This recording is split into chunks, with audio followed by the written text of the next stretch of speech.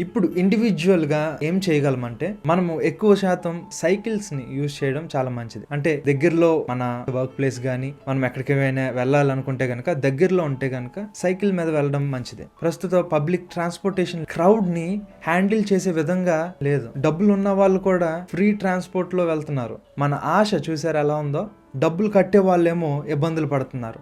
ఇలాంటి సిచ్యువేషన్లో ఎవరికైనా సరే తమ సొంత వెహికల్స్లో వెళ్ళాలని ఉంటుంది. దీని ద్వారా ఏమవుతుందంటే పొల్యూషన్ అనేది పెరుగుతుంది. పొల్యూషన్ ఎక్స్పర్ట్ ఏమంటారంటే if people start shifting from private to public modes of transport, the existing systems will not be able to handle the crowds. We need to invest heavily in upgrading the pre-existing public transport systems. Freebies కాదు, ఏంటంటే ఉన్నటువంటి infrastructure ఈ public transportations develop చేయడానికి invest చేయాలంటున్నారు. రెండోది మనం చూసినప్పుడు green living, ఇంటి దగ్గర మొక్కలు నాటడం, పెంచడం అనేటటువంటి కార్యక్రమాల ద్వారా కూడా మనము దీనిని కంట్రోల్ చేయగలం. అలానే ఈ విషయాల గురించి మనము మాట్లాడుకోవడం ద్వారా, అవేర్నెస్ పెరగడం ద్వారా ఈ ఎయిర్ పొల్యూషన్ తగ్గించడానికి కాంట్రిబ్యూట్ చేయగలం. కనుక ఈ విషయంలో మనం అందరం చేయాల్సినటువంటి పనులు మనం చేయకపోతే కనుక దెర్ ఇస్ నో ఫ్యూచర్.